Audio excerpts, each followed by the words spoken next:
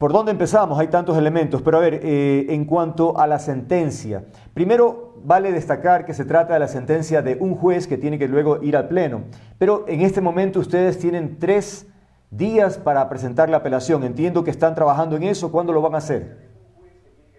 Está haciendo nuestros abogados patrocinio, están trabajando en todos los temas relativos a la aclaración de la sentencia, luego vendrán, una vez aclarada, supongo que vendrá la apelación, y todo el procedimiento, en este caso sí de debido proceso, que espero que sea respetado, toda vez de que la demanda que hicieron tanto nuestros abogados como los abogados de la Procuraduría General del Estado, de respeto y restricto del debido proceso, fue desechado, y estamos en la situación en que estamos y con las premuras en que estamos. Claro, no puede pasarse de 3 días, ese es el plazo que les dan. Tienen 3 días y luego va a deliberar el pleno del Tribunal de lo Contencioso. Ahora, cuénteme una cosa, ¿usted está informado acaso sobre la suspensión de la impresión de papeletas? No estoy informado quién ha suspendido la impresión de papeletas, no conozco aquello. No digo que ha ocurrido, pero hay un comentario de un colega periodista porque el día de hoy iban a ir al IGM para hacer la filmación del proceso de impresión y se suspendió esa visita. Entonces, ¿se presume que podría tener relación con lo que estamos viviendo o usted cree que no? No, yo lo que sé es que se suspendió la visita por razones totalmente diversas y que lo único que ocurre en este momento es de que están, digamos, la impresión de papeletas sigue en curso normalmente y lo único que ocurre es de que esa visita no se ha producido. El hecho de que se haya suspendido la visita obviamente no quiere decir que se suspenda la impresión de papeletas. Aquello es muy evidente, la profesionalidad con que está funcionando las Fuerzas Armadas en torno a esto. Ustedes han visto la declaración que ha hecho el Comando Conjunto al respecto, que es muy clara y contundente de cómo está cumpliendo con ese contrato conforme a los intereses del país.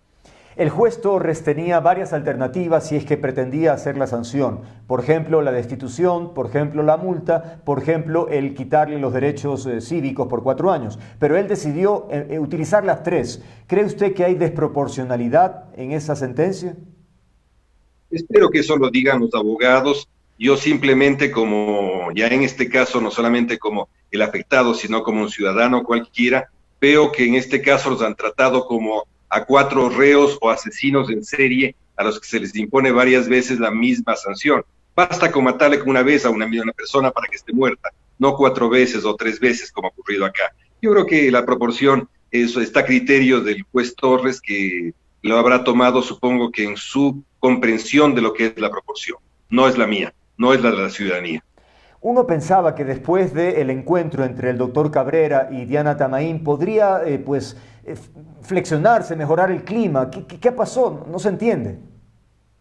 Yo entiendo, bueno, en este caso hubo una manifestación de madurez de las dos instituciones que ante una situación de inminente riesgo del proceso más importante de la vida de las sociedades, que es obviamente el proceso democrático, tomaron la decisión de acercarse con un signo de madurez institucional muy alto, que veo que no fue compartido en todos los planos. Supongo que se pensó que la justicia o esta forma de justicia no tiene nada que ver con el contorno social, institucional y sobre todo con la necesidad de la República de mantener sus instituciones fundamentales. La madurez no es un hecho que se contagie.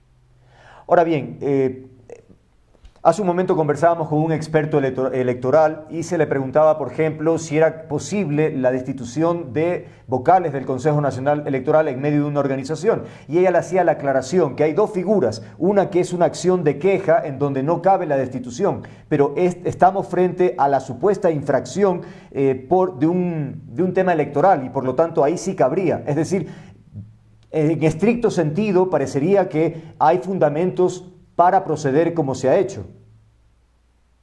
Y yo creo que no los hay, justamente por eso estamos pidiendo la aclaración y haremos los siguientes pasos jurídicos, justamente porque no hay bases para este juzgamiento.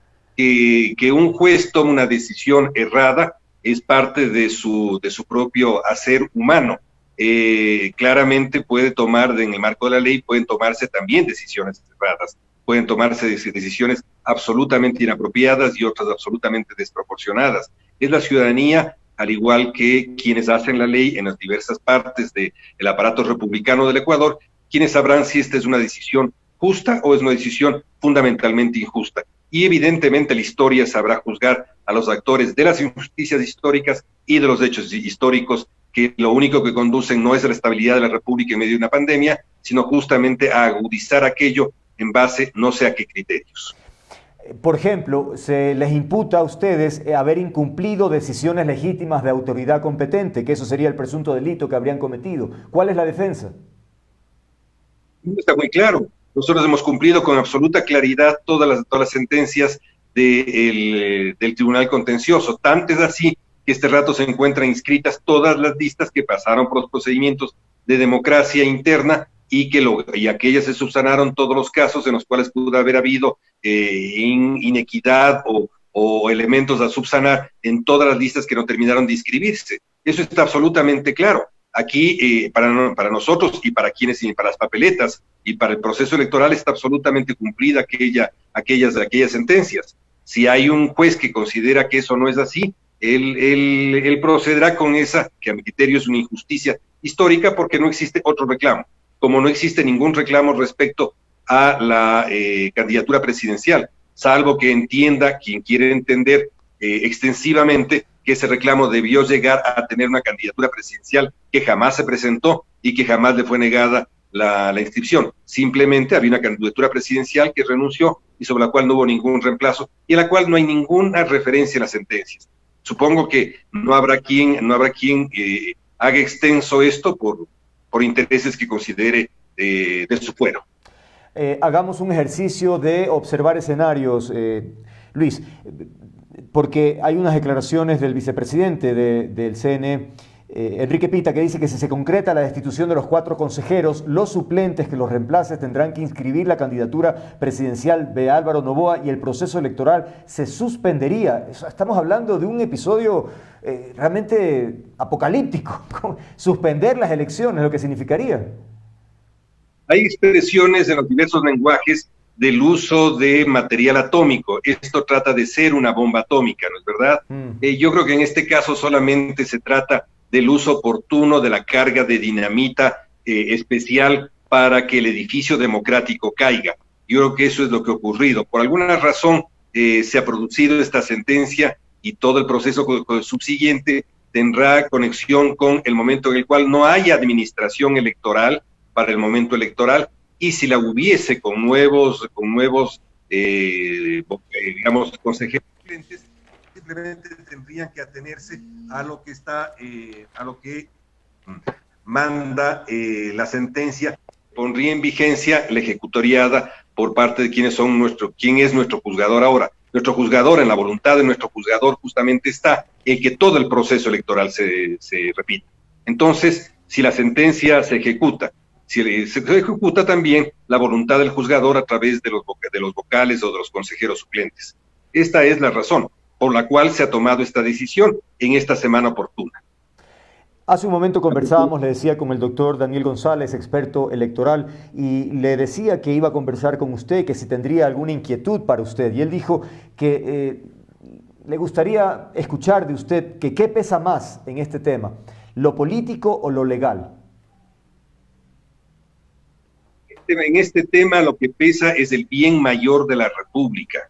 Es alguna cosa que para algunos juzgadores, para algunos abogados y para algunos ciudadanos o cuasi ciudadanos no les pesa. El bien mayor de la República se llama el mantenimiento de la voluntad popular, se llama el derecho de participación de los ecuatorianos, y si hay necesidad urgente de juzgarnos o imposición urgente de juzgarnos, por lo menos déjennos hacer el proceso electoral. Yo creo que no hay ningún problema ni ningún proceso que deba hacerse con inminencia antes de que se hagan las elecciones. La inminencia es que después de que terminen las elecciones, todos estamos sujetos al juzgamiento de todos los niveles de justicia, justicia política y justicia electoral, como es el caso. Justicia política es uno de nuestros nominadores, el Parlamento, y justicia electoral es de quienes pueden hacerlo a través de el sistema de justicia electoral. Yo no tengo ningún problema, ni el más mínimo, en someterme a todos los niveles de justicia electoral y justicia política, pero tengan criterio por delante el bien mayor, que el bien mayor es la República, el bien mayor de la República son sus elecciones, y esto es lo que hay que respetar. y esto lo deberían saber todos los juzgadores de cualquier índole, de este capítulo tan especial que es la democracia. La democracia no es un tema de criminalidad, como pueden pensar algunos lectores falsos del derecho positivo. Fernando Balda acudió hoy a Fiscalía para solicitar se rinda versión de ustedes porque él considera se ha cometido este delito de incumplimiento de decisión legítima de autoridad competente y dice que teme incluso de que fuguen ustedes. ¿Qué comentario le merece? Me permito simplemente decirle al señor Balda que Luis Verde Soto y no me cabe la menor duda que otros consejeros tenemos integridad suficiente. Si me fugo, me iré fugando con mis decenas de libros escritos. No se preocupe, señor Balda, que quien ha escrito cosas tiene que llevar en sus baúles. Quien no tiene nada puede estar paseando por cualquier país del vecindario. Por cierto, doctor, ¿la defensa del Consejo de los Vocales será en bloque, será junto o cada uno verá cómo se defiende? No, este rato se trata de una defensa que tiene que ver con una institución estatal. La acusación es contra una institución estatal y consiguientemente por eso quien está a la cabeza del patrocinio de la defensa es la Procuraduría General del Estado, porque la acusación que hace el señor Jimmy Salazar, me parece que es el nombre de la persona, del señor, esta acusación la hace contra una institución estatal y el Estado se defiende a través de la Procuraduría y del patrocinio que tiene de la propia institución. Esto es evidente y esto también lo debe saber y lo sabe el juzgador. Están acusando a una fracción del Estado, a una institución estatal, y nosotros nos defenderemos en conjunto como institución del Estado. Este no es un delito cometido supuestamente por uno u otro consejero. Es una decisión de conjunto tomada los consejeros, y sí, debo decirlo con absoluta franqueza, no con franqueza, sino con absoluta transparencia refrescada a la opinión pública, en base a una resolución que yo mismo protagonicé y yo mismo defendí en un file que tiene 20 páginas de juridicidad que deben leer todos y cada uno de quienes nos juzgan y quienes nos acusan. Doctor, ¿quién puede estar detrás de todo esto? ¿Quién o quiénes? ¿Quiénes quieren torpedear un proceso electoral tan importante? ¿Quiénes atentar contra la democracia? ¿Por qué? ¿Para qué? ¿Cuál es el interés? Yo creo que este es un tema que no hay que analizarlo desde la sociología ni desde la ciencia política. Hay que analizarlo desde Sigmund Freud. Me parece que el tema va más bien por allí. En algunos de los niveles de este proceso tienen que ser más analizados por la psiquiatría, tienen que ser analizados por el psicoanálisis, encuentra mejores explicaciones en Freud que en la teoría política, porque no existe otra forma de entender un proceso altamente esquizofrénico como el que están conduciéndose en este rato. Doctor, ¿ha pensado ya qué pasaría si se confirma esta sentencia y finalmente se lo destituye? Hay una multa de $28.000 y la pérdida de los derechos cívicos 4 años. Es una cosa muy fuerte. Así es. Basta decirles que una sola bala es la de muerte. No hay necesidad de disparar muchas balas. No hay necesidad de hacer más daño del que pretenden hacer. No hay necesidad de eso. Yo no tengo problemas sobre el daño que pretenden hacer porque soy responsable de todo aquello que he dicho y escrito a lo largo de mis largos 65 años de vida y de 45 de vida profesional como parte de las ciencias sociales y ciencias políticas. ¿Qué hacer? Pues me dedicaré a las cosas que suelo hacer, escribir, y este será un capítulo muy importante para recordarle a la historia ecuatoriana de los hechos que me ha tocado vivir. A mí me tocó vivir la transición a la democracia ecuatoriana como abogado, como asesor del presidente Jaime Roldós. Me encantaría salir de la democracia ecuatoriana como acusado pues, de esta injusticia histórica que está cometiéndose. No le quepa duda que sería una gran condecoración el que además de matarme 4 años a mis derechos de ciudadanía, pretendan además afectar a mi patrimonio familiar y pretendan además retirarme de un cargo en el que, como siempre les he dicho, siempre estuve dispuesto a renunciar y sigo dispuesto a renunciar como toda mi vida. En todos los cargos públicos he traído siempre mi renuncia en el bolsillo izquierdo del pantalón y la sigo teniendo ahí lo más rápido posible. Pero no voy a salir por cualquier capricho que tiene que ver más con Freud que con historia y con la realidad. El doctor González hace un momento decía que este puede ser incluso un caso de estudio realmente porque tiene elementos absolutamente inéditos para que en las universidades se investigue, se analice, todo esto esté entuerto, ¿no? Realmente no deseamos que esto se repita. ¿Cuál es su reflexión en esto, doctor? Pues sí, yo creo que lastimosamente en el país, yo creo que en este caso tú conoces que ha habido, por ejemplo, un alto nivel de confrontación dentro de la institución del Consejo Nacional Electoral, y el momento en el cual los consejeros hemos visto que se estaba llevando el proceso electoral al abismo y consiguientemente al abismo la democracia ecuatoriana, hemos sabido detenernos frente a eso y saber y dialogar para lograr los mínimos de democracia y que los mínimos de democracia se mantengan. Y de ello me siento orgulloso de haber protagonizado aquellos elementos de muestra de madurez que permiten que la institución pueda seguir adelante. De aquello yo también creo que es parte del estudio que deben hacer algunos de los especialistas en derecho electoral. Ventajosamente tengo algunos para que retomen estas sentencias escritas en 48 horas de 80 páginas que me parecen que son un prodigio de velocidad. Yo, que soy un hombre modesto para poder escribir, yo no puedo escribir sino 5 páginas de temas nuevos al día. Pero hay gente que puede escribir 20, 30 y 40 páginas de temas nuevos cada día, lo cual yo creo que deben pasar a los anales justamente de eso, de la rapidez con que se escribe. ¿El correísmo está incrustado en el Tribunal de lo Contencioso, doctor Verde Soto? No lo sé, no, permíteme que no, yo procuro ser lo más distante de mis juzgadores y de mi juzgador concreto en este caso, procuro ser lo más distante. Me había unido una amistad suficientemente sólida como para creer, y yo mismo lo he dicho, de que tenía conocimientos electorales. He tratado de leer algún escrito, lastimosamente no lo he conseguido, pero yo soy sumamente respetuoso de mis juzgadores, siempre seré respetuoso de mis decapitadores, siempre seré respetuoso de todas las instituciones, pese al mal que le puedan hacer a uno aquí y ahora. A lo que no pueden hacerme mal es a todas las cosas que yo he hecho en mi vida política. Sobre eso no pueden hacerme mal. Luis, el tiempo transcurre y estamos frente a la necesidad de organizar un debate. Ustedes estaban analizando el día de ayer el reglamento, en fin, pero ¿cómo cree que va a marchar aquello? Es decir, ¿todo se medio entorpece o no? No, en absoluto, al contrario, hemos trabajado muy activamente en estos días respecto al debate. El día de ayer hemos aprobado el reglamento de debate, reglamento que fue trabajado con algunos de los eminentes autoridades internacionales y por mí mismo, con mi equipo. Yo mismo me dediqué a trabajar sobre ese debate y puedo garantizar que a través del reglamento se logró uno de los mejores y tal vez casi único participación del Estado, un hecho que es absolutamente social, que es la controversia ideológica de un debate. Pero más aún puedo decirte con absoluta gusto que hoy día nombramos a los 5 miembros del comité asesor, que es uno de los elementos centrales del debate, es decir, aquella parte representativa de la sociedad que conforma la garantía de que el debate se dé en condiciones de equidad. Y en ellos están 5 eminentes ecuatorianos y ecuatorianas que van a lograr dar garantía a los ecuatorianos y nos van a hacer ver a nosotros los errores que puedan existir. Por otro lado, estamos buscando la más idónea organización técnica para que esto tenga lugar.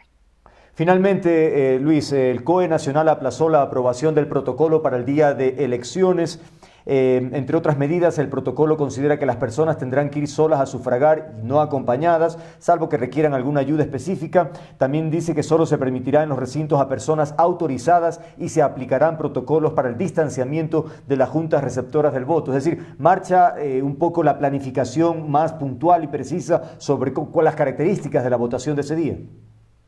Así es, este rato hemos aprobado, como tú conoces, el protocolo de campaña, que básicamente tiene que ver cómo evitar la aglomeración política que producen los actos presenciales de campaña política. Claro. Creo que este protocolo ha sido muy bien acogido por la ciudadanía, las instituciones. De hecho, puedo adelantarme a decirte, casi una primicia, que el día de mañana a las 9 de la mañana lo entregaremos a el alcalde de Quito, no en un acto, sino haremos un lugar de trabajo para explicar con precisión todos y cada uno de los elementos de este código, digamos, de este protocolo de campaña. Lo haremos probablemente el día lunes en Guayaquil con la alcaldesa correspondiente, que son en este caso las 2 alcaldías fundamentales por la existencia de circunscripciones dentro de las ciudades. Y te puedo decir con absoluta firmeza que en los siguientes días convocaremos a la Organización Mundial de la Salud para, recogiendo las sugerencias que hace el COE respecto a la organización electoral y en conjunto con el Ministerio de Salud, podamos llegar a una decisión muy precisa de cómo tiene que ser el día electoral. Las indicaciones que yo conozco del protocolo del COE son indicaciones importantes, interesantes, que tienen que ser complementadas con otras. Por ejemplo, con indicadores matemáticos que permitan que solamente ingresen al recinto electoral el número justo de electores para que no se produzcan aglomeraciones dentro del recinto, que es el lugar más sensible de todo el proceso electoral. Tenemos claridad respecto a qué puede pasar en los exteriores y estamos consultando con la Organización Mundial de la Salud todos los elementos relativos al lugar mismo de la votación y la forma de los escrutinios, porque tú sabes que estos son lugares de preparación y sobre todo que entre los electores con seguridad habrá gente que pueda estar contagiada sin saberlo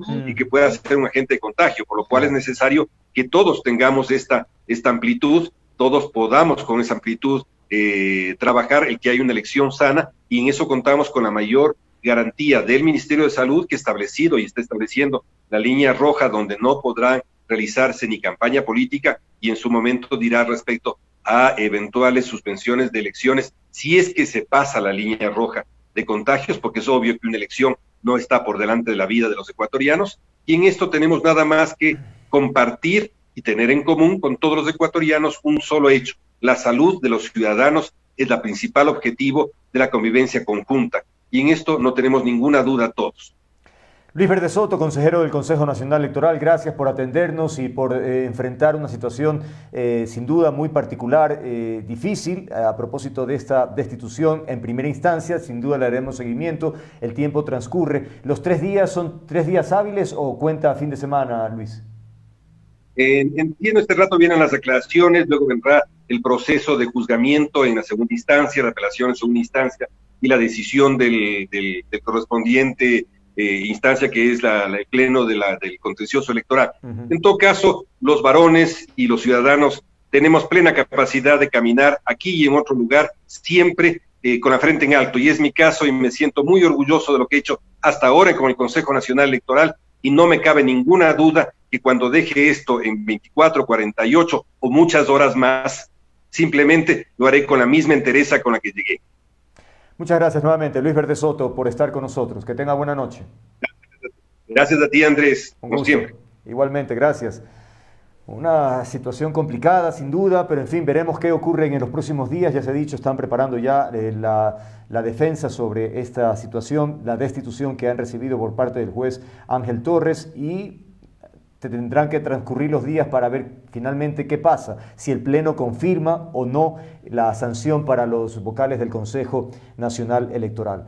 En medio de un proceso electoral en marcha, ya estamos a un mes para las elecciones. Increíble.